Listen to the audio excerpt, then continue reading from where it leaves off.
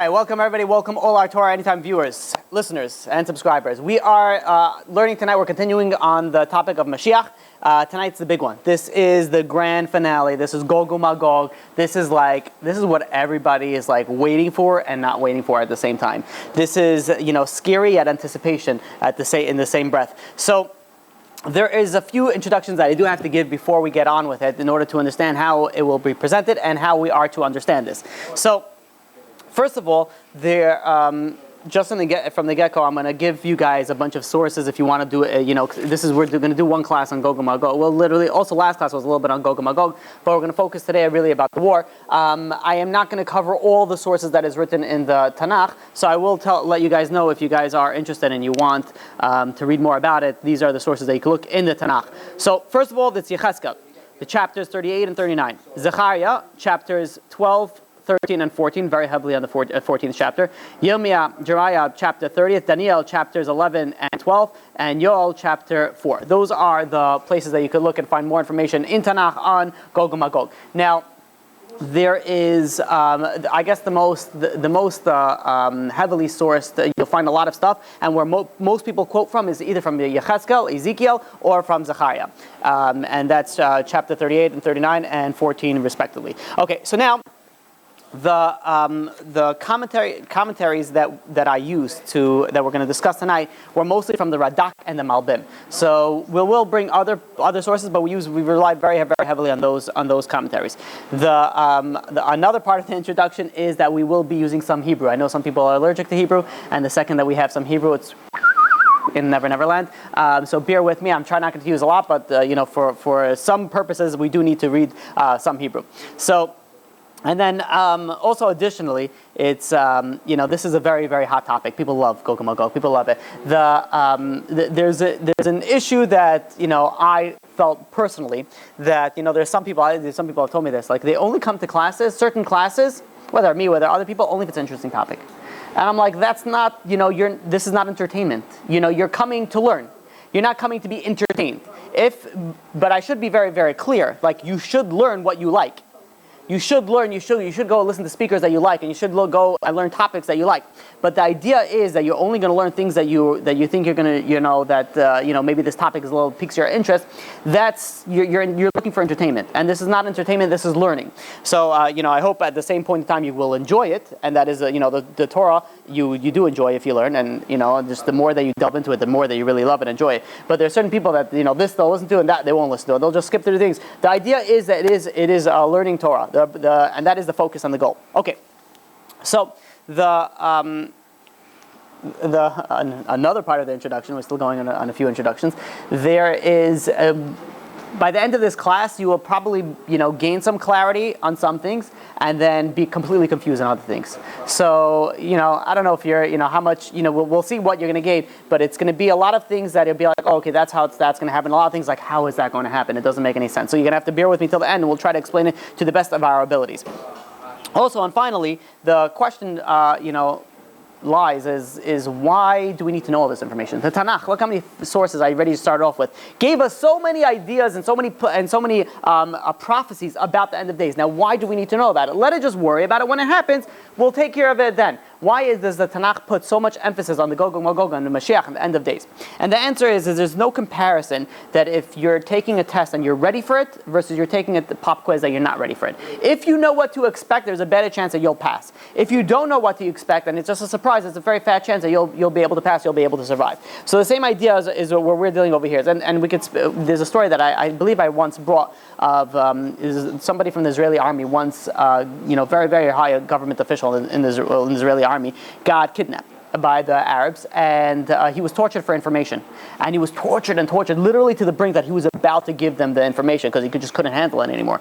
And they gave him like a few minute break, and they were in the other room, and they were conversing with each other. And he listened to them, and he's like, is that Hebrew? And he listens to it even more intensely, more closely, and he realizes that they're speaking Hebrew. And then it dawned upon him that this is not the Arabs, rather they are from the Israeli government. And being that he has so much information, he realized that they're testing him. From the amount of information that he has, they have to make sure for the next level of clearance that he gets, that he is by no means, way, or form going to ever transfer any information to the enemy. So when they came back and he realized that those were his brothers that were just testing him, nothing broke him. He's like, I got, I'm going to be able to pass this, no problem. And they went and they tried and they tried and tried. Nothing doing. He didn't break. The same idea, when we know that it is a test, it is very, very, or at least easier to pass it. Okay, so the Rabbi Elchanan Spector, a 19th century posek, he explains like this, and he says, we're going to be speaking about many predictions about Mashiach prophecies, better yet, but we will only fully understand it once Mashiach comes. And the idea is I'm going to have to repeat this because there are certain times I'm going to say a few words and you picture it in your mind. Doesn't mean that the way that you picture it in your mind is the way that it's going to happen. Rather, the idea is going to happen, but we'll only see after it comes, and we'll look back and be like, oh, yeah, you see how everything plugs in and works in together. Okay, so now that was the introduction. Now let's begin. The way that we are going to discuss it is we're going to discuss a little bit what happens before the war and then the war itself. So when you look at Gog, you look at who Gog Umagog. Everyone knows Gog Magog. So let's see what the Torah says. Many people are actually very confused. They think Gog is going to be one side, Magog is going to be the other side, and two of them are going to fight against each other. Like Gog in one corner, Magog in the other corner, and the bell rings, ding, and fight to the death. It's not like that. If you look at Yechezkel, chapter 38, verse 2, it says, Ben Adam, sim panecha el Gog eretz Magog. Son of man, set your face towards Gog, towards the land of Magog. We see over here, Rashi says, Gog is the ruler of the land. Magog is the land. So it's going to be Gog from Magog. It's not going to be Gog versus Magog, it's Gog from Magog. So now, the question, asks is, if he's one person, who's he fighting against? We understand there are certain people that, you just walk into the house or walk into the office, they are already in a fight with you that you didn't even realize. They're like 15 steps ahead of you because they answered for you already. You didn't even be there. They'll just fill you in whenever you get there. So, but is that what really Gog is going to fight with himself, and then he's going to bring other people involved with it? So, rather, we see the sages says that who is Gog going to fight against? Gog is going to gather the entire nations of the world, the 70 nations of the world, and he's going to go and he's going to fight against God and his Mashiach, which is he's going to fight against the Jewish nation, and it's going to be a war against God. So the question is also asked, when is Mashiach going to come vis-a-vis Gog? Like, is the war of Gog and Magog going to start, and then Mashiach is going to come? Is the war, how does it work? So, like a good Jewish machloket, we have all opinions covered.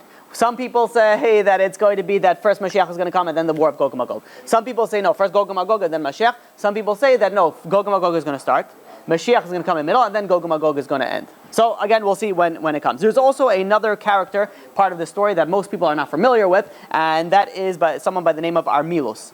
Armilos, so there are some people that say that Armilos and Gog is the same person, and some people say that no, it's not. There's also some people that say that they're brothers, but so there is another character that we're going to use today, B'ezrat Hashem, is the concept of Armilos. Now, we say that there's Gog from the land of Magog. Don't wait for the news to come out, and CNN is going to come out and be like, listen, Gog was just elected president of the land of Magog. It'll be like, yes, this is it. And in fact, we'll soon see, where is Magog? Where is the land of Magog? The idea behind this is that if you go and you search on YouTube Gog Magog, not that you should, but let's say you go on YouTube, you search Gog Magog, you'll find tons and tons of lectures and classes and shiurim on it. The problem is that a majority of them are all Christian. They are all Christian, and they all, they're also very interested in Gog and Magog. So they bring down a lot of sources and different ideas, and they bring it from the Tanakh, and they speak about what's the difference between Gog and Magog, and they also bring down where Gog and Magog come from. So, and in fact, where do they get the sources? They get the sources actually from the Torah, at least a majority of them. So, but the way that they exclaim, and not this is the way that I'm using as the commentaries on the Tanakh, that Gog is the son of Yefet, from the son of Noach. And if you're able, to pinpoint the location of back then maybe you could pinpoint the location of where Gog and Magog come from. So some of them go and they actually come to a certain place in Russia. And then there are other people that they go and they're going to, and they say, no, forget about that. Rather, we know that the Gemara in Sanhedrin, page 94, said that God wanted to make Chizkiyahu Mashiach and Sancherev Gog from Magog. And it didn't work out because Chizkiyahu did not sing Shira. we'll speak about that, B'ezrat Hashem, only one day. Just a brief, just introduction on that. So then what people do is, okay, so let's work backwards. Let's find out where Sanchev came from. If you know where he came from, since he was going to be Gog, we can find out where Magog is. And so they go and they say over there, there's a place in Persia, Iran, Iraq, somewhere in that area. The problem with that is we look at the Malbim. The Malbim in Yechezkel chapter 38, verse 17, that he says as follows, that in days before Mashiach comes, the name Gog and the name Magog will be forgotten. We won't really know where it's from and where it's located. Rather, once it comes and it fulfills the prophecies that we see that it's fulfilled, then we know it's going to be from that area. So to go and start figuring out where it comes from, there's no need to waste your time. Okay. I want to share with you something Rabbi Akiva Tatz, the way that he explained it so beautifully, and I want to share that with you. So first of all, he explains something as follows, that many times the source of our troubles is the salvation as well. And he brings an example from Yosef. Yosef, we know that when the brothers went to Egypt to get food, and they stood in front of Yosef. They didn't know that was Yosef. They stood in front of a ruler, and he said, "Listen, I'll give you the food, but I want you to bring your younger brother Binyamin." So they went back to the father and says, "Please come on, you help us. You got to bring him." And he says, "No, this is my son. That I can't. I already lost Yosef. I can't lose also Binyamin." And they convinced him. Yehuda convinced him. He says, "Listen, come on, don't worry about it. I'm bringing him back." And they go back and forth, and fine, they go and they send him. And finally they go and he brings Binyamin in front of Yosef, and Yosef says, fine. After the whole spiel, he says, everybody could go home, Binyamin has to stay with me. The brothers were ready to tear apart Egypt. They had plans of destroying the entire Egypt to bring back Binyamin, because they told their father they're bringing back Binyamin, and they are bringing back Binyamin. So their source of the trouble was who? Was Yosef. Suddenly, short moments go by, and all of a sudden Yosef couldn't hold himself back, and he says, what? Ani Yosef ha'od avichai. I am Yosef, is my father still alive? Which means the source of their trouble was also the source of their salvation at the same point in time. So we'll see that happens a lot also in the times in the end of days. I want to share with you a very, very hard to understand Yalkut HaRo'im. As follows. The nation of Israel is going to go to the Arabs, and they're going to say, listen, the holy temple is ours. Take the gold, take the silver, but leave the temple to us. And the Arab says, no, you have no claim in the temple. The temple's ours. He says, we'll make a test. This is where the Arabs come back. Say, we'll make an offering, you'll make an offering. And then we'll pray, and we'll see whichever the offering that God accepts, that will know that the other person has to go and convert into the other faith. So the Jew says, fine, God is going to listen to their offering, fine. They go, they shake in it, whatever, they bow in it, whatever it is that they do, and they agree to it. And they prepare their offerings. And somehow, guess whose offering is going to get accepted? The Arabs' offering is going to get accepted, and the Jewish offering is not going to get accepted. So the Arabs are going to go to the Jews and say, listen, a deal is a deal, come join us. And the Jews said, we're either going to be killed or get killed, but we're definitely not joining your nation. So they went, and there's going to be a war. And they will fight. And at this point in time, the Yalkut HaRo'im brings down over here that somebody by the name of Nehemiah. Now, just as an introduction, if you look at the holy books, when it speaks about Nehemiah, so it's most likely referring to Mashiach ben Yosef, because Mashiach ben Yosef, they give two names over there, either Nehemiah ben Choshil or Menachem ben Amiel. Now, does it mean that this is literally going to be his name? Or is it figuratively the name what it represents? I don't know, we'll find out when it gets there. But those are two names that are associated with Mashiach ben Yosef. So when it says over here Nehemiah, very likely that it's referring to Mashiach ben Yosef. So Mashiach ben Yosef is going to be in this part of this war, and here he's going to get killed. And after they kill out Mashiach ben Yosef, the Jews are going to be exiled. We're going to run out to the deserts. And in the deserts, they're going to stay for 45 days. And after 45 days, from there, Eliyahu and Mashiach ben David will go and sprout from it. We'll expound a little bit about this later. But that was the end of that Yalkut. So we see over here something very, very hard to understand. And how is it possible that Ishmael will get listened to, and the Jewish people will not get listened to by God? It doesn't make any sense. Again, what does it mean? Does it mean a fire will fall down from heaven? It's going to fall? I don't know. We'll find out when we get there. But the idea, the concept is very, very hard to understand. What does that mean that the Islamic people, they're going to be listened to? The Jewish people are not. So explains Rav Simcha Wassman, because this was asked him, and he said, listen, he says as follows. He says it's going to be exactly that process, but not necessarily that scenario. And he explains that the final test is going to be a test of faith.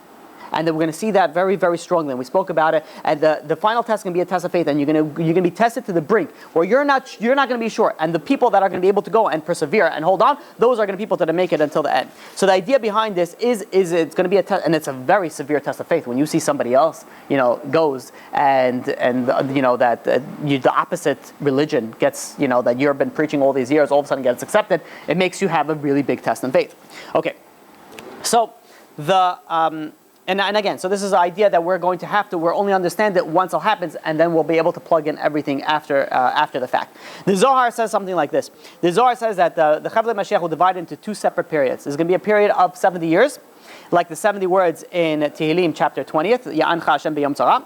And then it's going to be a period of 9 months corresponding to the 9 verses in that same chapter.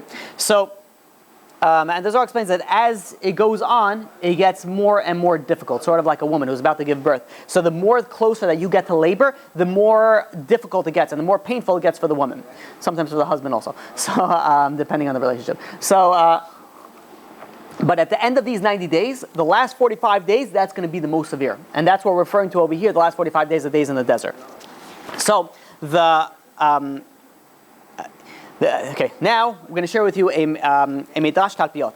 This Midrash Talpiot is going to be very difficult to understand. And by the way, I hope that you realize how much I'm emphasizing things that are very difficult to understand. And I know I'm saying it often, and I will continue saying it often, because we have to take this and we have to see how we are going to understand it. Is this going to be literal? Is this going to be is this going to be something that's figuratively? Only we'll be able to understand when we get there. But let me share with you this Midrash Talpiot. Midrash Talpiot brings down 10 signs that is going to be the coming of Mashiach that this was revealed to Rabbi Shimon Bar Yochai. So the first sign is that there's going to be pillars of fire that's going to come down from heaven, and they will stand from earth to heaven.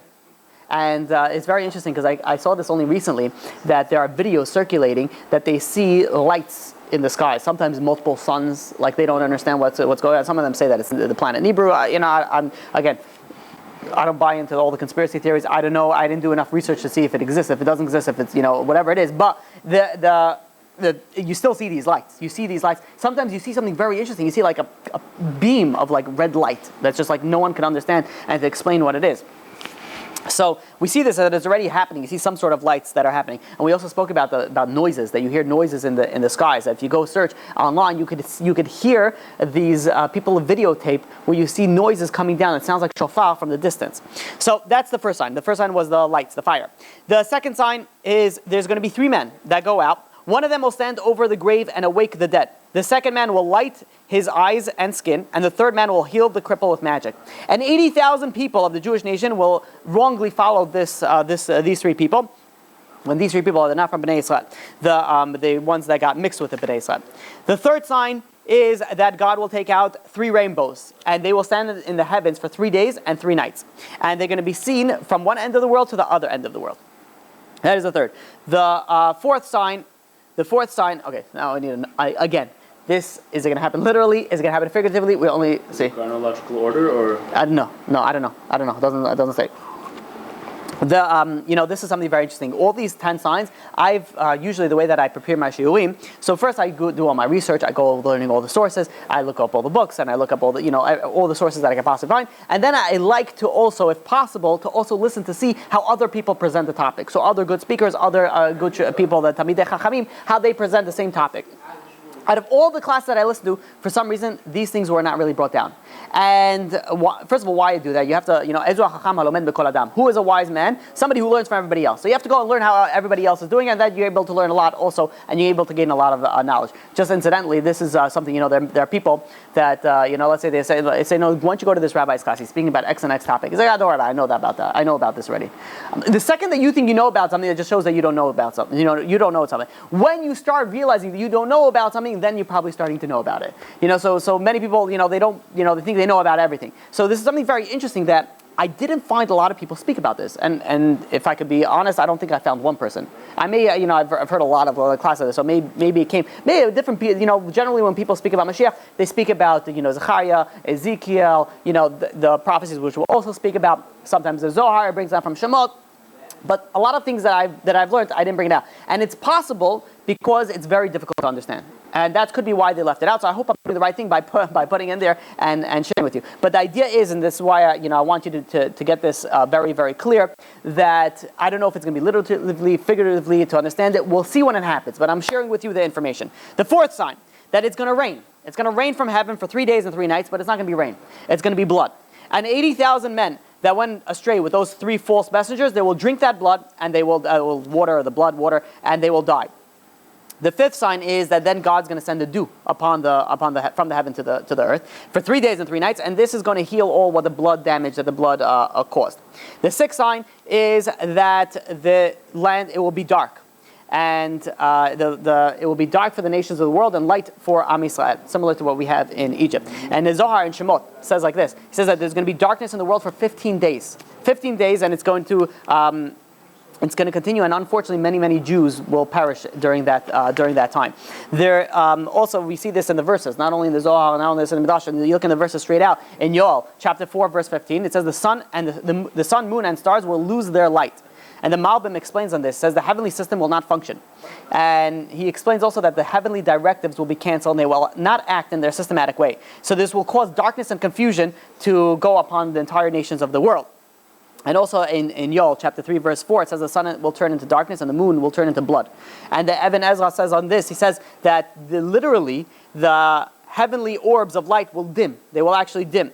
And Barbanel also explains in a different manner. He explains that the sun refers to Edom, Esav, and the moon is referred to Ishmael. And it's interesting because the moon, the hachsha for the kosher sign for the, I think it's a moon, and for the halal meat, if I'm not mistaken. But we see over here, if you just pause this for a second, imagine that scene where like the sun, I don't know how it's going to play out. The sun's not going to come up, or the sun's going to be there and it's going to be darkness. Can you imagine the craziness of what will happen? Like they're going to try to explain it from all meteorological perspectives and things like that. But come on, when the stars and the moon and the stop shining and it's going to be darkness, imagine the chaos that is going to go into the world. And we'll soon see, to the extent of this chaos is really going to be a very, very serious amount of chaos into the world. That was the sixth sign. The seventh sign. The seventh sign is that the king of Edom will come to Yerushalayim. And all the Ishmaelim, all the Islamic people, they'll run away. But and it actually says they'll run to Yemen. I don't know, again, is it this current day Yemen, or what is, but it says they will go to Yemen. And they will gather a big army, and then they will go and they'll make war against each other. They're going to go back and they're going to make war against Edom. But however, the king of Edom will go and will destroy the ruler of Ishmael. And he'll go and he'll win over them. So, the eighth sign is that Hashem will suddenly take out Nehemiah ben Chushil, which we said was Mashiach ben Yosef. And he will make war with the king of Edom, and he will kill him. And now this is where Mashiach ben Yosef will start becoming popular, and the world will know about him. Then there's going to be the ninth sign. The ninth sign is what we spoke about earlier, that there's going to be a man that's going to come out of Rome, and his name is Armilus. And Armilus, this guy is going to be the one who's going to fight against God. And he's going to be so... I don't even have the words to explain it. Listen to how he's going to sit on his chair. He's going to be extremely, extremely powerful, ruling over the tremendous part of the world. He's going to be extremely, extremely powerful, and he's going to say like this. And first of all, he's going to tell the nations of the world. This also brings down a Midrash HaChalos. And he goes and he says that he's going to go to the nations of the world, and he's going to say, "I'm your Messiah." And he's going to even say, "I'm your God." And they're going to believe him. They're going to believe, the nations of the world are going to believe him. And then he's going to go to the Jews, and he's going to say, "Bring me your Torah." And even more so, he says, "Bring me the Torah that I gave you." So Mashiach ben Yosef is going to be around. He's going to bring the Torah, and he's going to open it up, and it says, listen, look what it says over here. Anochi Hashem Elokecha. And it says, Lo yeh lecha elokim acharim. There's going to be no other gods to you. So Armilus is going to say, I don't believe with this Torah. And they reply back to him. He says, if you don't believe in this Torah, then you're not God, you're from the Satan side. So he goes back to them and he says, I'm not going to let you go until you testify that I am God. And Mashiach ben Yosef Nehemiah gets up and he says, not only you are not God, you're the Satan. And then they're going to get up, there's going to be a big war between Mashiach ben Yosef and between Armilus. And there's going to be casualties on both sides. And but this, unfortunately, in this war, this is where Armilus is going to go, and he is going to kill many Jews as well. Included is he's going to kill Mashiach ben Yosef, and this is where the Jewish people will go and run out to the desert for that remainder of 45 days, which we spoke about earlier. Over here, we see in Zechariah chapter 12, verse 12, that the Jewish nation will eulogize him. It says, "V'safta haaretz mishpachot mishpachot." The land will mourn every family. What are they mourning? They're mourning the death of Mashiach ben Yosef. During the time in the desert, the Jewish people, they're going to be surviving off the salty roots that they're going to find in the desert.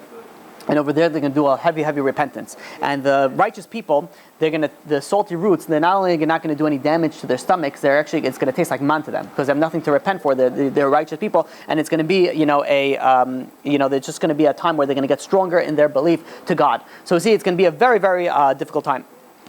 Rav Hai Goyen asks, says, how is it possible that why does God give Armilot or Gog Why does he give him permission to kill Mashiach ben Yosef? He says, I don't understand. You have here a holy person. You have here, why does God give him permission? And answers Rabbi going and he says this is going to be because this is going to be a test. What is going to be the test? This is going to be a test because everybody's going to say, be like, listen, this is Mashiach. He finally came. And all of a sudden now that he's here, he gets killed by the non-Jews. That's it. It's done.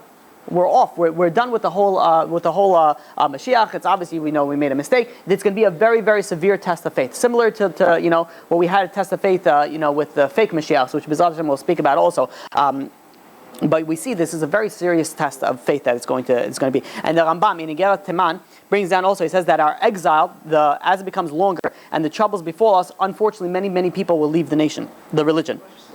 And the Rambam goes on, and he says that all the troubles in the end of days are all a test of belief and truth, to see what it is. And this is why the Rambam goes and says, this is why you have to be careful. You have to make sure that you teach a woman and the children so they don't have any questions on belief, on emunah.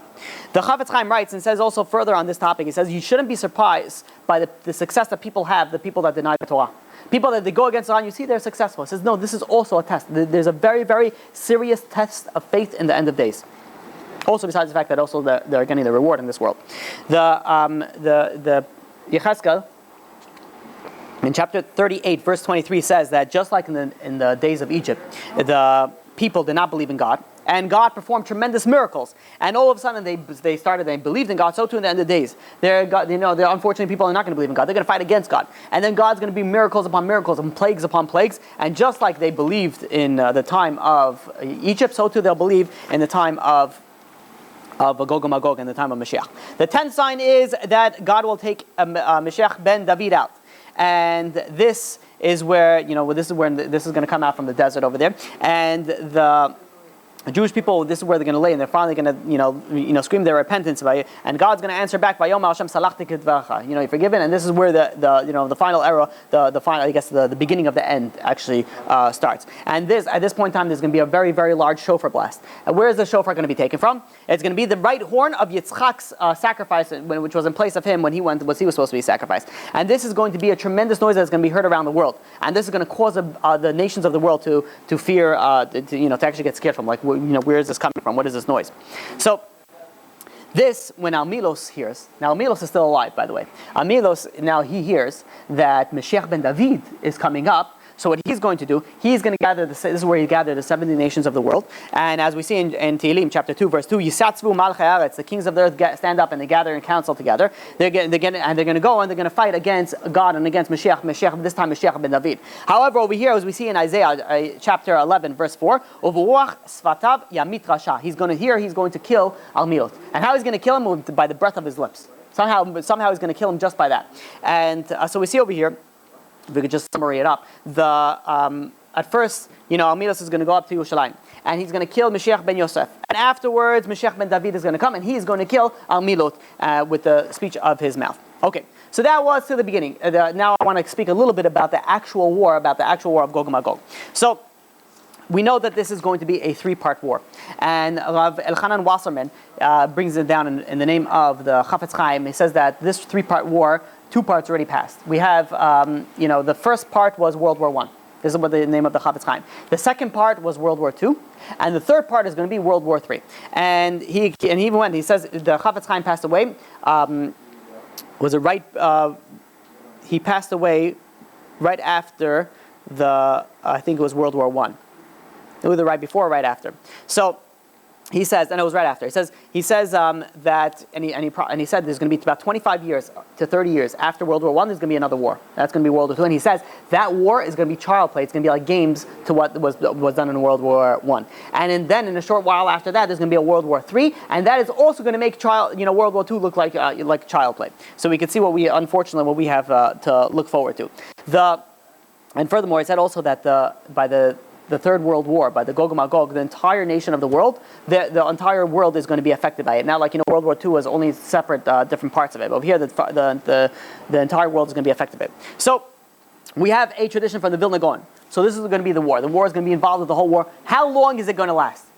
The Vilna Gaon says it's going to last 12 minutes. 12 minutes. And if you think about it, back then, you're talking about 200 years ago, how could you possibly have a war for 12 minutes? Like by the time you get to the battlefield, it's already a few days. How is it possible to have a 12-minute war? So when we're going to look at the psukim, you could see that it looks like some sort of atomic nuclear war. And by the way, we see also in Isaiah chapter 26, verse 20, it says, hide for but a moment until the wrath passes, which means we see it denoting a very, very quick time. So when you look about it, thank you. When you look about a war that can last only 12 minutes, let's look at the verse in Zechariah, chapter 14, verse 12.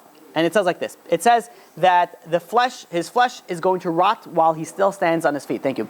His eyes will waste away in their sockets, and his tongue will rot in his mouth. Which means to understand this, first of all, Rashi explains that this denotes the falling off of limbs. They're just going to fall off. But to explain a little bit on this pasuk, we see over here that it's something very interesting. The pasuk says that while he stands, everything is going to rot. What that means is that usually, let's say somebody shoots a bow and arrow or a gun. What happens to the person is that he gets hit and then he falls down and he withers in pain, and that's it, and the process continues from there.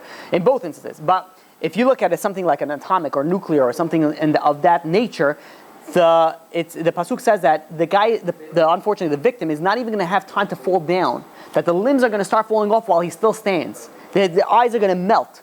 The tongue is going to melt. The limbs are going to fall off. You're talking about, it really sounds nuclear. It sounds, it really sounds like that. So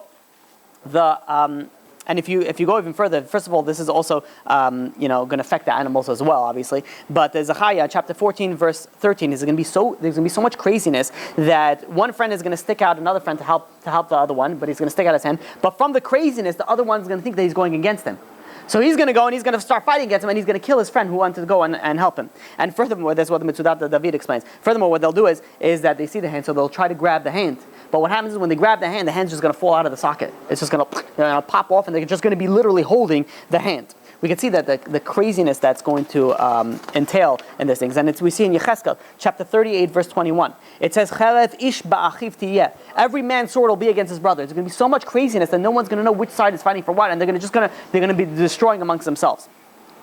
And then we see also in Zechariah, also something crazy. Zechariah chapter 12, verse 4. It says the horse and the rider will be stricken with madness and blindness. And the people will forget to follow the proper the battle strategy, and they're going to be just completely ineffective fighters. And again, the idea behind horses is modes of transportation is what it was. So rather maybe it means tanks and airplanes. Now it's not so hard to understand. We see over here with all our advanced technology, we still have planes that just disappear off the face of the earth. We have no idea where it was. And it just goes dark. So it's not so unlikely that it's, that this could happen. But if you just picture for a moment the craziness of how it's going to be, people's limbs are falling off, their faces are melting, their sockets are melting and rotting at the same time. You're thinking about something that we've never seen before since the history of the world. It's something that is extremely there's no hiding for it. There's no running away from it. There's also going to be a siege. This siege, the Radak explains in Zechariah chapter 12, verse 2. That they are going to try to capture Jerusalem 3 times. The first 2 times is not going to be successful.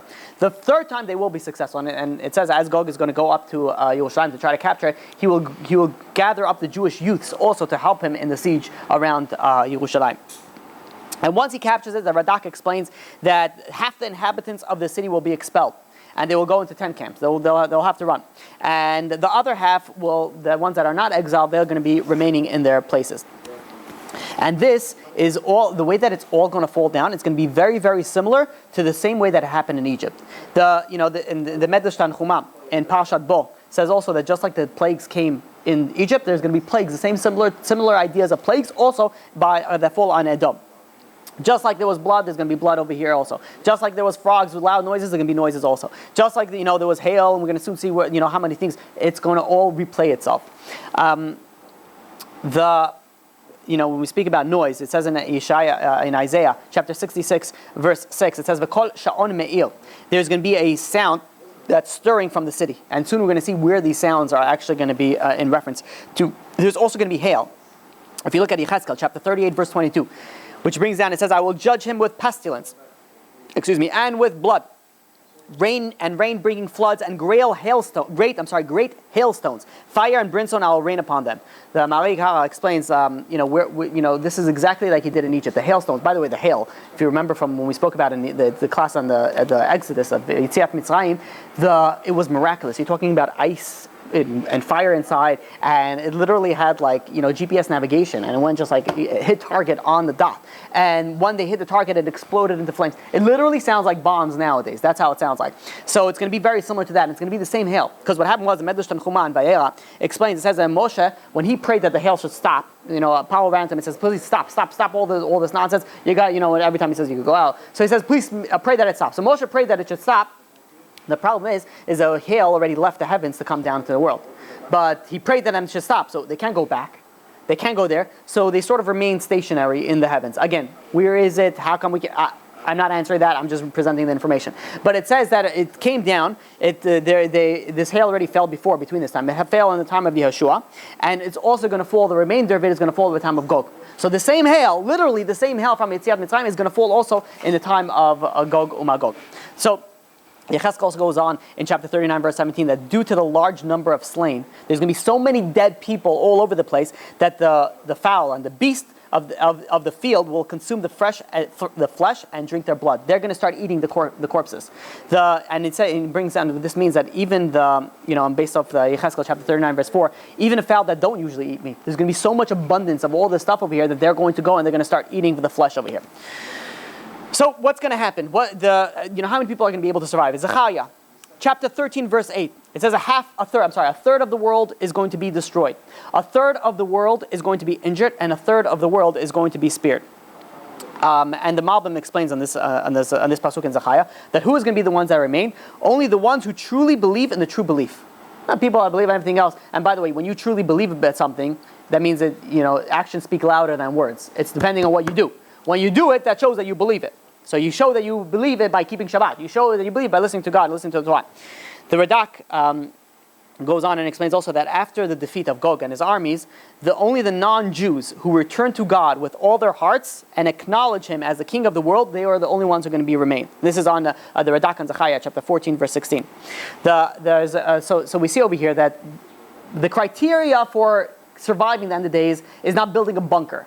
It's not, surviving, a zombie apocalypse. That's not what's going to save you. But rather is, we see over here again and again, it's the strength of your emunah and your closeness to God, and how you delve and you cling on to the Torah.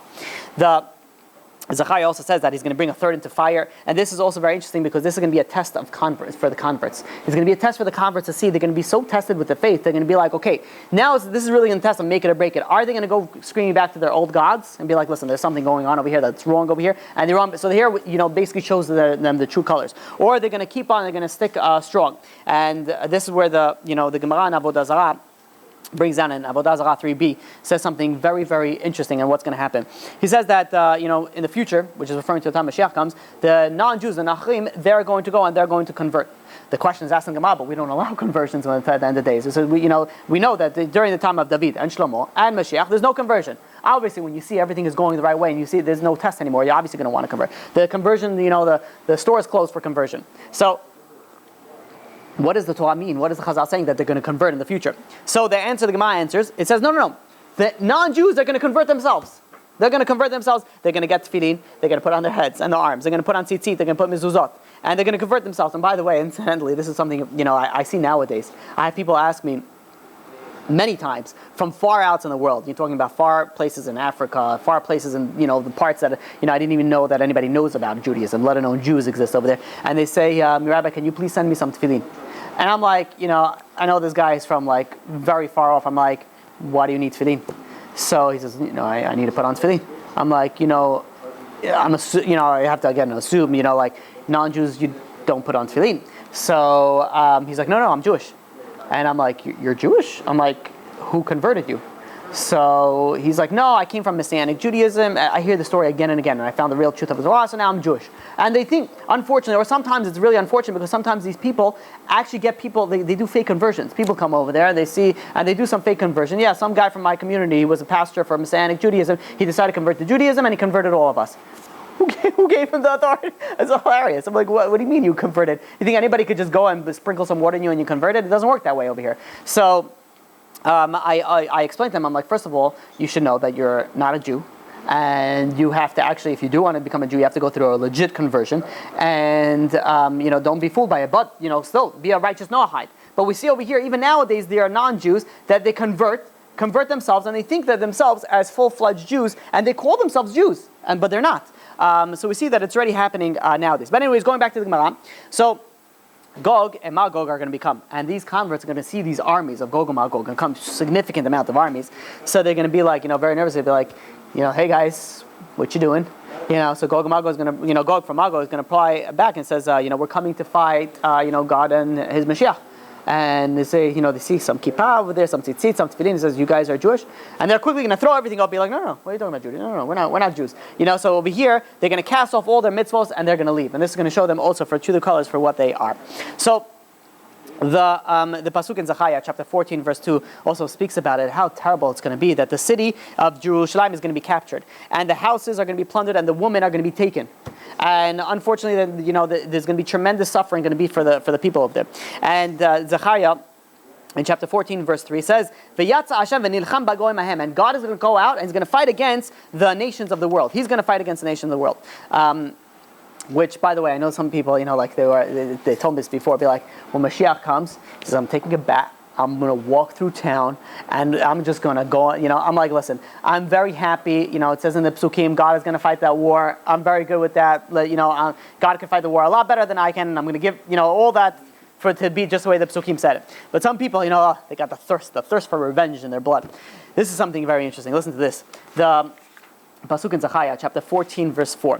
There's the Har HaZeitim, the mountain of olives, right near the Kotel, there's Har HaZeitim over there. So there's going to be an earthquake, and the mountain's going to split into two. And it's going to split from north to south, so it's going to split it this way, so there's going to be a valley that's going to run from east to west. So it's going to be run from east to west, there's going to be a valley in between that. And we see also in Yoel, chapter 4, verse 16, V'Hashem etzion yishag, and God will roar from Tzion. There's some people say that all this noises is reference to this earthquake that's going to happen, that the Har HaZeitim is going to split. And the Ma'am Lois brings down, it's going to be a very, very long valley, but it's going to be very shallow. And we see also in Yechezkel, chapter 38, verse 19, it says, Bayom hahu yeh rash gadol al admat Yisrael. There's going to be a great noise in the land of Israel. So some people, the way that this great noise is going to be that earthquake that's going to literally split the mountain. Which, by the way, anything that I said so far in itself is crazy. But imagine everything together. This is something unreal. It's almost like it's sci-fi. So the pasuk in Zechariah, chapter 14, verse 8 says that the valley, and again, I think that it's referring to this valley, is going to be filled with spring water, and there's going to be a great river that's going to pass through it over here. So, at the end, what's going to happen is that the entire Gog's army is going to be perished. So much so that the Malbim says that they are not going to be able to bury their dead. Why can't they bury their dead? Because there's not going to be anybody around to bury their dead. That's how it's going to be. So what it's going to be, that Yisrael is going to go and bury them. Yisrael is going to go and bury them, and it's going to take them. If you look at Yechezkel chapter 39, verse 12, it says to them, it's going to take them 7 months. The amount of people that they need to bury, it's going to take 7 months to bury them. That's how many people that they're going to be that need to be buried. And the Radak also goes and explains where Gog is going to go and be buried. It also says, like, he's going to die, and they give a place of his burial. And his burial is going to be in the east of the Sea of the Kinneret. You guys are familiar in Kinneret and Tveria over there? In Israel, up north, there's a it's called the Kinneret over there. And there is where he's going to go, and he's going to be buried. Now, why does he merit burial? After all that he did, why does he merit burial? And the answer is because Gog comes from Yefet. The Jewish people, they come from Shem. I'm talking about Noach's sons. Right, Shem, Ham, and Yefet. So from Yefet comes Gog, from Shem comes the Jewish people. Now, what happened was after Noach left the ark, he made some wine and he got drunk, and he was lying there in his without any clothes on. So 2 children, Shem and Yefet, went and they covered his father. So Shem they each got rewarded. Shem gets reward for having the Jewish nation come descend from him. Yefet, he gets reward for his descendant Gog to merit burial. Now, if you ask me, they're like, come on, not such a fair, equal splitting of the reward. In one place, you got the Jewish nation. Another one, you got just a burial for Gog. And the Maharal in Gur Aryeh, in Genesis chapter 9, verse 23, explains on this, and he explains that the reason for the difference of the reward is because Shem, he's the one who initiated the good deed. He's the one who initiated this and says, come, let's go. Yefet acted more passive, and that's why you see the difference in their reward. The amount of fuel, of wood, and just amount of of ammunition that they're going to bring to Israel to fight against the Jewish nation is going to be able to last as fuel for the Jewish nation for 7 years. If you look at Yechezkel chapter 39 verse 9, imagine what it is. And now you don't see that. Russia has a bunch of nuclear weapons on a ship. I don't know how much. I think over 200, like a crazy amount. So it's not so far from from visualizing it that the amount of that will be able to, the energy will be able to last for 7 years. There's going to be something also. This is going to be the good part, that in Zechariah chapter 14 verse 1, that it says that the plunder is going to be shared with you. And what this means is that the nations of the world, when they're going to come fight against the Jewish nation, they're going to be coming with all their wealth.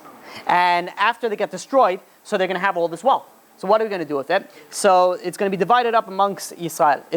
The wealth, and how is it going to be divided up? So if the non-Jews, what they stole from the Jewish money, forever, how much ever they stole in the generations to come, they are going to, everyone's going to get the money back to its rightful owner. But not only are they going to get it back, they're going to get it back in the way of the Torah. So sometimes it could be 4 or 5 times the value of whatever was taken, they get back. After all that gets paid back, the remainder gets split evenly amongst, divided equally. And we see at the end, Zechariah chapter 14 verse 9, it says, "V'haya Hashem lemelech al kol haaretz bayom hahu yeh Hashem echad u'shmo echad." That at the end, what's going to happen at the end? That the entire world is going to know that God is one, His name is one, and He is only one. So we're going to see over here that all this is going to come out, that nobody's going to be able to say, no, Christianity and Islam and this. At the end of the day, everybody's going to see there's only one God, and everyone's going to know about this one God. Zechariah in chapter 14 verse 10 says that what's going to happen to Yerushalayim? It's going to expand. And it's to accommodate all the exiles that is going to come into it. But it's also something very interesting, that the world is going to be flattened, especially all around Israel. It's going to be flattened. But Yerushalayim is still going to be on the mountain. So you're going to see it's really going to be literally put on like a pedestal. It's going to be up there, and everything else is going to be flattened, so that it should appear higher than everything else. So now, when we look at these two prophecies, the main prophecy that we spoke about was Yechezkel and Zechariah. So we look at these two prophecies, there seems to be somewhat of a contradiction among them. In Yechezkel, it seems that the Jewish people are not really so involved in the war. And you look at Yechezkel chapter 38 verse 22, it says that God's going to judge them with pestilence and blood and bring rain and hailstones and all brimstone and fire upon them. So it appears and it seems like that God's going to take care of that. However, if we look at Zechariah, and you look at, let's say for example, Zechariah chapter 14 verse 2, it says that God, V'asafti et kol hagoyim el Yerushalayim le'milchama. I'm going to gather all the nations of the world to Yerushalayim for a war, which appears that the Jewish nation is involved in the war. So the question is, are we involved in the war? Are we fighting in the war? Are we not fighting in the war? So to answer this, I saw it beautifully. It answers in Malachi chapter 3 verse 23. And the answer is, I'm going to send for you, Eliyahu Hanavi before the day, the great and awesome day of Hashem. So now the part that I want to focus on is Hagadol v'Hanorah. It's the two words that they use over here. One is Hagadol, great, and one Hanorah, awesome. Now, what is it? Why is two specifically, ideas, representing the same thing? Because it depends. It could either be great or awesome. If it be great, Gadol, this is going to be like the prophecy of Yechezkel, which means this is that if the Jewish nation are worthy, the Jewish nation stand back, God's going to take care of everything. However, if unfortunately we're not worthy, then it's going to be Hanorah, awesome. That it's going to be like the prophecy of Zechariah, which is not worthy, this is going to be involved with Yerushalayim, and it's going to be involved with in the way that it's described in the prophecy in Zechariah. Okay. But Rabbi Yagon says something very interesting, that this sequence is not definite; it's actually contingent. It depends. And he says also furthermore, it says Mashiach ben Yosef doesn't necessarily have to appear before Mashiach ben David. It all depends on the spiritual condition of the Jewish people at the time of the redemption is going to take place. Where are we holding in the spiritual thing? If we are high, we can have Mashiach ben David, and it could be amazing, it could be awesome, it could be just everything will be amazing. However, if we are not, unfortunately, then God is going to have to bring us first Mashiach ben Yosef, and that is going to bring us through repentance, and we have to, and that's not going to be the easy way. It's like there's always a good cup and the bad cup. It's either the tough way, or we're going to get there. The question is how we're going to get there. So, we spoke about by the time of the Exodus, it says that 1/5 of the Jewish population only exited the Exodus. They only left. Which means there's 20% of the Jewish nation left Mitzrayim. Where happened to the other 80%? They didn't make it. Why didn't they make it? So we know that one of the reasons is that they, the people that only desire to go out, they actually went out. The other people said, listen, it's good for us over there. They had a bunch of plagues over here. They were making money. They were successful in Egypt. Now they're starting to get back. They said, listen, you guys go. we'll catch up. Or like it's good for us over here. So those people didn't make it. The same thing is going to happen in the day. So people are going to be like, listen, you guys go. America is good to us. I have a whole business over here. I'm going to go and leave everything, go to Israel. You know what? Those people are not. The only those who desire redemption with all their hearts, they're going to be redeemed. We see this is part of the Ani Ma'amin. Ani Ma'amin be'emunah shlema be'biyat HaMashiach ba'af pi she'it ma'meach in kozeh achak ala b'chol yom she'yavo. I wanted to come. I wanted to come, not so it should come over there. I wanted to come, so I want to be part of that. That's why I wanted to come. And the Chafetz Chaim says that, if you're really truly yearning for redemption, then you have to start preparing for redemption. How better yet show that you are ready for it when you're preparing for it. So he says, first of all, it's very important. What happens when Mashiach comes? We're going to get the Bet HaMikdash. How many people know the laws of Bet HaMikdash? What are you supposed to do? Everyone's going to be like, oh, we don't know what to do. How many people are actually anticipating and waiting for it, doing tshuva, waiting for for Mashiach to come? Those people that are constantly waiting and are constantly anticipating, they're doing tshuva, they're preparing themselves for Mashiach. Those are the people that are going to be B'ezrat Hashem sticking around. So now, if you look at all the sources that we spoke about, and you look, it's like at one point we're anticipating, at one point we're pretty nervous for it. So it's like, it's like a split personality situation going on over here. But if you ask somebody, and by the way, you ask anybody, before we get to the somebody, we'll ask anybody, is the end of the world coming? Ask majority of the people, they'll be like, yeah, something's happening. Besides all the tension that's going on with all the nations of the world and what's going on. And also, you know what it is? It's the first person that pushes the button. The first nut job that pushes the button, the fireworks for everybody. It's going to be, that's it. Everyone's pushing buttons. And by buttons, I mean nuclear bombs. And unfortunately, who knows what else. So the end is coming. And you see over here, people are saying, no, there's going to be a planet, Nibiru is coming in. And you ask anybody, everybody has a different reason why the end of the world is coming. I'm not talking about anybody who knows anything about Mashiach, just in general. And you have people, by the way, that they go and they build these houses that are you're talking about like 2 feet thick of like steel and concrete. Like I saw one house that this house is like, first of all, in order to get to it is a drawbridge. It's like a castle, and the windows are like blocked by steel, like literally 2 feet of like serious thing. I mean, like as if that's going to protect you from a nuclear attack. But you think about it, like people are going and they're doing all these things.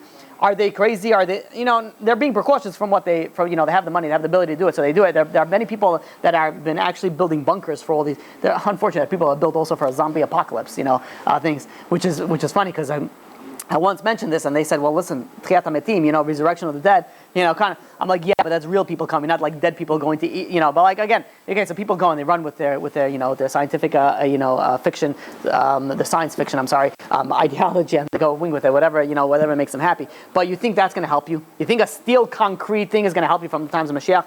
The only thing that's going to help you is tshuva. Tshuva, and we spoke about it before, Torah and Masim Tovim. These are things that are going to help you. It's going to be a spiritual war, and it's going to manifest itself in a physical way. But to be saved, to survive from it, is returning to God in that in itself. So, maybe we'll give we'll end off with just a quick recap, and then we'll finish with this. We'll see that Gog, which some of these things I didn't mention, so I'll just mention it briefly now. Gog is going to be the leader of Meshech and Tuval, and he's going to defeat the king of Babylon in battle.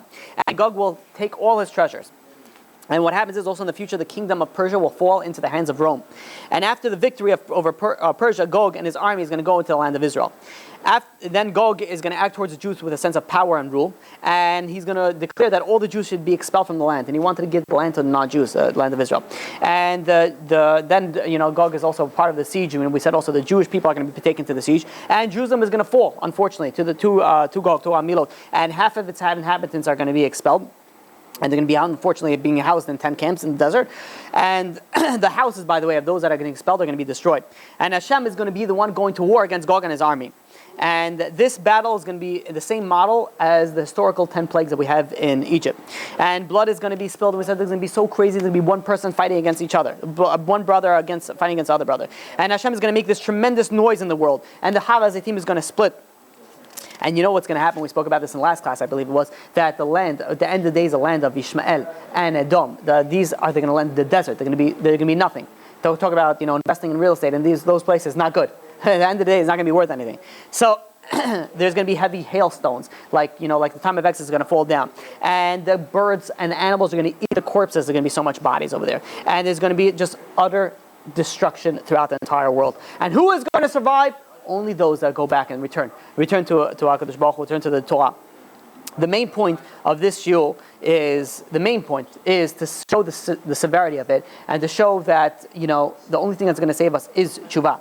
The 20%. Listen, hopefully it's not going to be 20%. Hopefully the entire Jewish nation is going to come back to do tshuva, and it's going to be 100%, and it's going to be the right way. But whatever way, at least we have to make sure that we're going to be in that part that gets saved. And the biggest thing is, don't fool yourself. People think, okay, come on, I keep Shabbat, I keep kosher, I learn Torah once a week, twice a week, 3 times a week, so I'm for sure going to be saved. You know how many people I know that? Don't be so sure about yourself. And one thing for sure, definitely don't fool yourself. The one thing is that every single one of us, we all need to do tshuva. We all need to increase our study in Torah. We all need to increase in our observance of Torah, whether it be Shabbat, whether it be in any mitzvah. We have to increase everything because we can see. The day is coming. It's coming. The end of times, it's just coming. Regardless of who we ask, it's going to be here soon. So whether, B'ezrat Hashem, let us be on the part that survives and can see the glory of Mashiach, and not, unfortunately, the part that doesn't. Chazak u'baruch. Any questions? No. Yeah. Are you going to be in Brooklyn or when this happens? It's a good question. Depends where you are. Wherever you're going to be, that's where it's going to be. It's going to start afterwards, after Gog and Magog. That's when it says. I forgot. I should have brought this down, but the Psukim say that the nations of the world, with the ones that are surviving, they're going to bring the Jewish people to Eretz Yisrael. They're actually going to go and bring it. Yeah. Sounds like this war is going to happen after all the nuclear bombs happen. When civilization is all done. Either it's going to happen then, or it's going to be during it. By the way, I didn't mention, but because I said a 12, I once mentioned this, a 12-minute war. People said, all right, so it's gonna be over pretty quick. But the aftermath, I once read, and I don't recall the source for it. The aftermath is gonna be 12 months. So rather the war, but still, an aftermath of that is serious. Well, I was just gonna ask. Let's say you kind of answered this already, but I was just gonna ask, say when the war starts, we're just supposed to go to Israel. Oh, okay, yeah. So. It's but this is why people already moved to Israel. You ask big rabbis, they say just come to Israel already because it's happening. Any other questions? No. Hazaku Baruch.